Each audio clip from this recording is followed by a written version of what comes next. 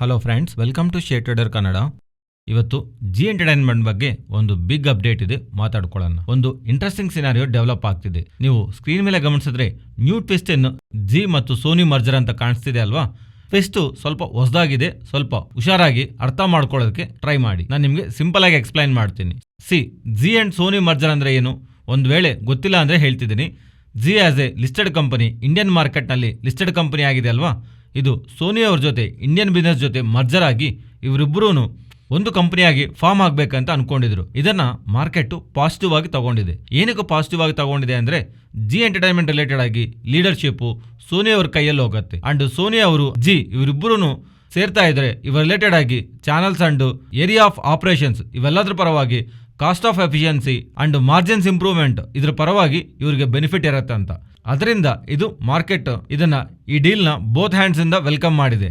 ಅಂದ್ರೆ ವೆಲ್ಕಮ್ ಮಾಡಿದ ತಕ್ಷಣ ಆಗೋ ಇಲ್ಲ, ತುಂಬಾ ಇಶ್ಯೂಸ್ ನ Zee and Sony mergers face ಮಾಡ್ತಾನೆ ಬರ್ತಿವೆ. ರೀಸೆಂಟ್ ಆಗಿ ಇಂಡಸ್ಇಂಡ್ ಬ್ಯಾಂಕ್ ರಿಲೇಟೆಡ್ ಆಗಿ ಇಶ್ಯೂನು ಜಿ ಎಂಟರ್ಟೈನ್ಮೆಂಟ್ ಅವರು ರಿಸಾಲ್ವ್ ಮಾಡಿಕೊಂಡು ಮುಂದಕ್ಕೆ ಹೋಗ್ತಾ ಇರುವಂತ ಟೈಮಲ್ಲಿ ಈಗ ಸೆಬಿ ಅವರಿಂದ NSE ಅಂಡ್ BSE ಗೆ ಒಂದು ಆದೇಶ ಬಂದಿರೋ ತರ, ಆ ಥರ ಬಂದಿರುವಂಥ ಆದೇಶದ ಪ್ರಕಾರ NSE ಅಂಡ್ BSE ಇವರಿಬ್ಬರೂ ಪ್ರೀವಿಯಸ್ಲಿ ಜಿ ಅಂಡ್ ಹಾಗೆ ಸೋನಿ ಮರ್ಜರ್ಗೆ ಇವರು ಗ್ರೀನ್ ಸಿಗ್ನಲ್ ಕೊಟ್ಟಿದ್ರಲ್ವಾ, ಅದರ ರಿಲೇಟೆಡ್ ಆಗಿ ಅಗೈನ್ ಈಗ ರಿವ್ಯೂ ಮಾಡ್ತಿರೋ ಥರ.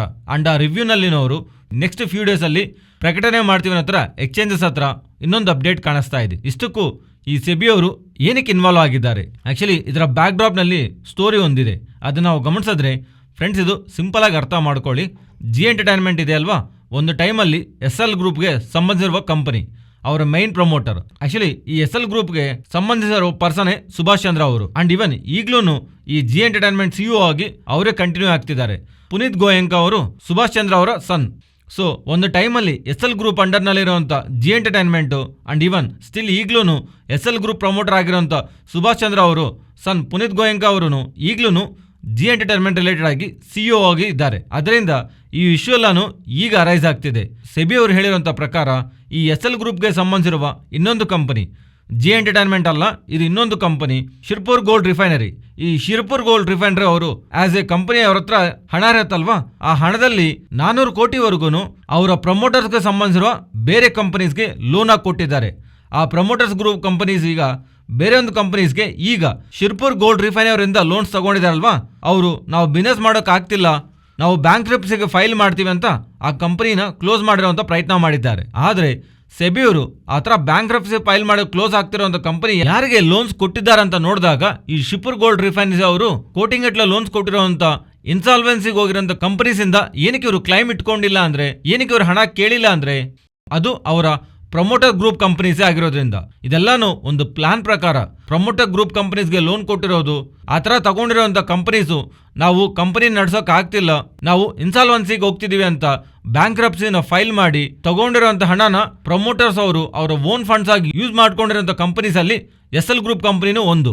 400 ಕೋಟಿಗೆ ಮೇಲೆ 2019 ಇಂದ 2020 ವರೆಗೂ ಇವರ ಹಣನ ಡೈವರ್ಸ್ ಮಾಡಿರೋ ಥರ ಸೆಬಿ ಅವರು ಎಕ್ಸ್ಚೇಂಜಸ್ಗೆ ಅಪ್ಡೇಟ್ ಮಾಡ್ತಾ ಇರೋದು.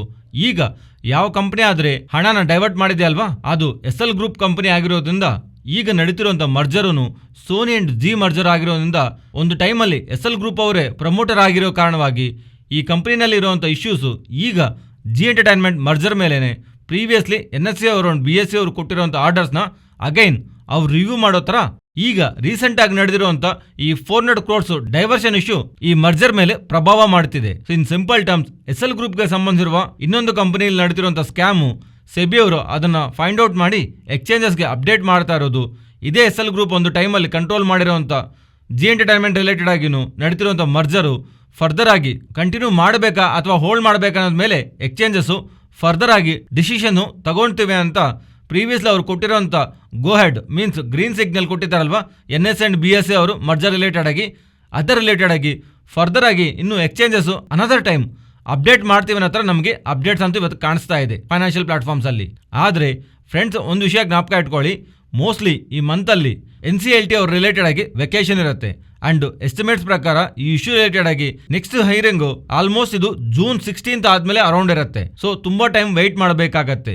ಈಗ ಈ ಕ್ಲಾರಿಟಿಗೋಸ್ಕರ ವೆದರ್ NSE ಅಂಡ್ BSE ಅವರು ಗ್ರೀನ್ ಸಿಗ್ನಲ್ ಕೊಡ್ತಿದಾರಾ ಅಥವಾ ಇಲ್ಲ ಅಂತ SL ಗ್ರೂಪ್ಗೆ ಸಂಬಂಧಿಸಿರೋ ಬೇರೆ ಕಂಪನಿಯಲ್ಲಿ ಮಾಡ್ತಿರುವಂತ ಮಿಸ್ಟೇಕು 400 crores ಡೈವರ್ಷನ್ ಈಗ ಜಿ ಅಂಡ್ ಸೋನಿ ಮರ್ಜರ್ ಮೇಲೆ ಇಂಪ್ಯಾಕ್ಟ್ ತೋರಿಸ್ತಾ ಇರೋದ್ರಿಂದ ಸ್ಟಾಕ್ ಇವತ್ತು ಗ್ಯಾಪ್ ಡೌನ್ ಆಗಿ ನೆಗೆಟಿವ್ ಆಗಿ ಎಂಡ್ ಆಗೋದಕ್ಕೆ ಮೈನ್ ರೀಸನ್. ಫ್ರೆಂಡ್ಸ್, ನಮಗೆ ಪ್ರತಿ ತಿಂಗಳು ಆಟೋ ಸೇಲ್ಸ್ ಡೇಟಾ ಅಪ್ಡೇಟ್ ಆಗತ್ತಲ್ವಾ, ಅಥವಾ ಬ್ಯಾಂಕಿಂಗ್ ಸ್ಟಾಕ್ಸು ಅಂಡ್ ಬೇರೆ ಕಂಪನೀಸು ಅವರ ಬಿಸ್ನೆಸ್ ಡೇಟಾನ ಅಪ್ಡೇಟ್ ಮಾಡ್ತಿರ್ತಾರಲ್ವಾ. ಆದರೆ ರೀಸೆಂಟ್ ಟೈಮ್ಸಲ್ಲಿ ಸ್ವಲ್ಪ ತಿಂಗಳ ಹಿಂದೆಯಿಂದ ಫಾರ್ಮಾ ಕಂಪನೀಸ್ ರಿಲೇಟೆಡ್ ಆಗಿ ಎಕ್ಸ್ಪೋರ್ಟ್ ಡೇಟಾ, ಪರ್ಟಿಕ್ಯುಲರ್ ಆಗಿ ಯುಎಸ್ಗೆ ಯಾರಾದರೂ ಎಕ್ಸ್ಪೋರ್ಟ್ ಮಾಡ್ತಿರ್ತಾರಲ್ವಾ ಫಾರ್ಮಾ ಕಂಪನೀಸು, ಅವ್ರ ರಿಲೇಟೆಡ್ ಆಗಿ ಡೇಟಾ ಅಪ್ಡೇಟ್ ಆಗ್ತಿದೆ. ಸೊ ದಟ್ ಈ ಫಾರ್ಮಾ ಕಂಪನೀಸು ಒಂದು ನಂಬರ್ಸನ್ನು ಅಪ್ಕಮಿಂಗ್ ಟೈಮ್ಸಲ್ಲಿ ಹೇಗಿರುತ್ತೆ ಅನ್ನೋ ಡೇಟಾ ಈ ಅಮೆರಿಕಾಗೆ ಹೋಗ್ತಿರುವಂಥ ಎಕ್ಸ್ಪೋರ್ಟ್ ಡೇಟಾ ನೋಡಿ ನಾವು ಅರ್ಥ ಮಾಡ್ಕೋಬಹುದು. ಬಟ್ ಇದನ್ನು ಡೈರೆಕ್ಟ್ ಆಗಿ ರೀಡ್ ಮಾಡಬಾರ್ದು. ಲೈಕ್ ಈ ಏಪ್ರಿಲ್ ತಿಂಗಳ ಜೊತೆ ಕಂಪೇರ್ ಮಾಡಿದ್ರೆ, ಅಥವಾ ಪ್ರೀವಿಯಸ್ ಮಾರ್ಚ್ ತಿಂಗಳಿಗೆ ಮುಂಚೆ ಏಪ್ರಿಲ್ ತಿಂಗಳಲ್ಲಿ ಹೇಗಿತ್ತು ಸೇಲ್ಸು, ಇದೆಲ್ಲಾನು ಡೈರೆಕ್ಟ್ ಆಗಿ ನಾವು ಕಂಪೇರ್ ಮಾಡಬಾರದು. ಇದರಲ್ಲಿ ಮಲ್ಟಿಪಲ್ ಫ್ಯಾಕ್ಟರ್ಸ್ ಇರುತ್ತೆ, ಅದನ್ನು ಒಂದೊಂದಾಗಿ ಈಗ ಮಾತಾಡ್ಕೊಳ್ಳೋಣ. ಫಸ್ಟ್ ಇಲ್ಲಿ ನೀವು ಡೇಟಾನ ಗಮನಿಸಿದ್ರೆ ಯುಎಸ್ಗೆ ಎಕ್ಸ್ಪೋರ್ಟ್ ಮಾಡ್ತಿರುವಂಥ ಕಂಪನೀಸು ಇಲ್ಲಿ Divi's, Laurus, Granules, Ipca labs, Alembic, Alkem, JB pharma, Syngene ಇವರೆಲ್ಲದರಲ್ಲೂ ಪಾಸಿಟಿವ್ ಡೇಟಾ ನಮ್ಗೆ ಕಾಣಿಸ್ತಾ ಇದೆ.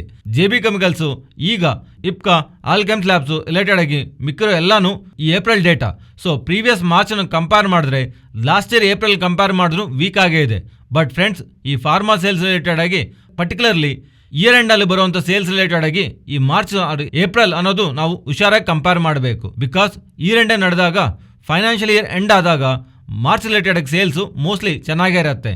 ಬಿಕಾಸ್ ಇಯರ್ ಎಂಡಿಗೆ ಮುಂಚೆ ಸ್ಟಾಕ್ಸ್ ಇಟ್ಕೊಳ್ಳೋದಕ್ಕಾಗದೆ ಇಯರ್ ಎಂಡಿಗೆ ಮುಂಚೆನೆ ನಂಬರ್ಸು ಚೆನ್ನಾಗಿ ತೋರಿಸೋದಕ್ಕೆ ಮೋಸ್ಟ್ಲಿ ಸೇಲ್ಸ್ ಆರ್ ಎಕ್ಸ್ಪೋರ್ಟ್ಸ್ ಜಾಸ್ತಿನೇ ಮಾಡ್ತಾರೆ, ಆರ್ ಇವನ್ ಇಂಪೋರ್ಟ್ಸು ಜಾಸ್ತಿನೇ ಇರುತ್ತೆ. ಅದರಿಂದ ಮಾರ್ಚ್ನಲ್ಲಿ numbers compared with April or ಅದಕ್ಕೆ ಮುಂಚೆ ಇರುವಂತ ಫೆಬ್ರವರಿನ ಕಂಪೇರ್ ಮಾಡಿದ್ರೆ ಜಾಸ್ತಿನೇ ಇರುತ್ತೆ ಅನ್ನೋ ವಿಷಯನ ಜ್ಞಾಪಕ ಇಟ್ಕೊಳ್ಳಿ. And most probably April numbers March ತಿಂಗಳ ಜೊತೆ ಕಂಪೇರ್ ಮಾಡಿದ್ರೆ, ಬಿಕಾಸ್ ಇಯರ್ ಎಂಡ್ ಎಫೆಕ್ಟ್ ಅನ್ನೋದು ಮಾರ್ಚ್ ರಿಲೇಟೆಡ್ ಆಗಿರುವಂತ ಮಂತ್ ಅಲ್ಲಿ ಇರುತ್ತಲ್ವಾ, ಏಪ್ರಿಲ್ ರಿಲೇಟೆಡ್ ಆಗಿರುವಂತ ಮಂತ್ ಅಲ್ಲೇ ಇರಲ್ಲ. ಅದರಿಂದ ಮಂತ್ ಆನ್ ಮಂತ್ ಕಂಪೇರ್ ಮಾಡಿದ್ರು ಮೋಸ್ಟ್ ಆಫ್ ದಿ ಟೈಮ್ಸ್ ನಮಗೆ ಫಾರ್ಮಾ ನಂಬರ್ಸು ವೀಕ್ ಆಗೇ ಇರುತ್ತೆ ಅನ್ನೋ ವಿಷಯ ಜ್ಞಾಪಕ ಇಟ್ಕೊಳ್ಳಿ.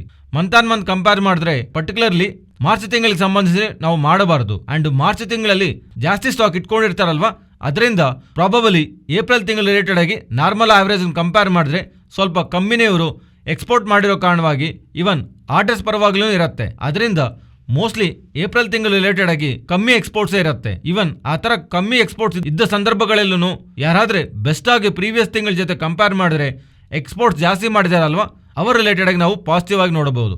ಬಟ್ ಕಮ್ಮಿ ಮಾಡಿದ್ದಾರೆ ಅಂತ ಹೇಳಿ ಅವನ್ನ ಬಿಗ್ ನೆಗೆಟಿವ್ ಆಗಂತೂ ನಾವು ಅವರ ರಿಲೇಟೆಡ್ ಆಗಿ ನಾವು ನೋಡಬಾರದು. Means positive is big positive. ಯಾರಾದ್ರೂ sales month on month comparison ಅಲ್ಲಿ ಮೀನ್ಸ್ ಮಾರ್ಚ್ ತಿಂಗಳ ಜೊತೆ ಕಂಪೇರ್ ಮಾಡಿದ್ರೆ ಏಪ್ರಿಲ್ ಅಲ್ಲಿ ಜಾಸ್ತಿ ಮಾಡ್ಕೊಂಡಿರಲ್ವಾ, ಅದು ಬಿಗ್ ಪಾಸಿಟಿವ್. ಹಾಗಂತ ಕಮ್ಮಿ ಮಾಡಿದಾರೆ ಅಂದ್ರೆ ಅದು ನೆಗೆಟಿವ್ ಅಲ್ಲ, ಬಿಕಾಸ್ ಇಯರ್ ಎಂಡ್ ಎಫೆಕ್ಟ್ ನಮಗೆ ಮಾರ್ಚ್ ತಿಂಗಳಲ್ಲಿ ಇರೋ ವಿಷಯನ ಜ್ಞಾಪಕ ಇಟ್ಕೊಳ್ಳಿ. And even Sun pharma, doctor Reddy's, Zydus, Aurobindo, Cipla, Lupin, Torrent pharma related ಆಗಿ ಇದಕ್ಕೆ ನಾವು ಮುಂಚೆ ಅನ್ಕೊಂಡಿರುವಂಥ ಡೇಟಾ ಇಲ್ಲಿ ನಿಮಗೆ ಸ್ಕ್ರೀನ್ ಮೇಲೆ ಕಾಣಿಸ್ತಾ ಇರುತ್ತೆ. Month on month and Iran year exports ಅಲ್ಲಿ ಬೆಳೀತಾ ಇದೆ ಅಂದರೆ ನಾವು ಪಾಸಿಟಿವ್ ಆಗಿ ತಗೋಬೇಕು. ಬಟ್ ಕಮ್ಮಿ ಆಗ್ತಿದೆ ಅಂದ ತಕ್ಷಣನೇ ಪರ್ಟಿಕ್ಯುಲರ್ ಆಗಿ ಮಾರ್ಚ್ ಅಂಡ್ ಏಪ್ರಿಲ್ ತಿಂಗಳ ರಿಲೇಟೆಡ್ ಆಗಿ ನಾವು ಡೈರೆಕ್ಟ್ ಆಗಿ ಈ ಸೇಲ್ಸ್ ಡೇಟಾನ ರೀಡ್ ಮಾಡಬಾರ್ದು. ಫ್ರೆಂಡ್ಸ್, ಈ ವಿಡಿಯೋದಲ್ಲಿ ನಾವು ಶೇರ್ ಮಾಡಿರೋಂಥ ಕಂಟೆಂಟ್ ವ್ಯಾಲ್ಯೂಬಲ್ ಆಗಿದ್ರೆ ತಪ್ಪದೇ ನಮ್ಮ ಚಾನಲ್ನ ಲೈಕ್ ಮಾಡಿ.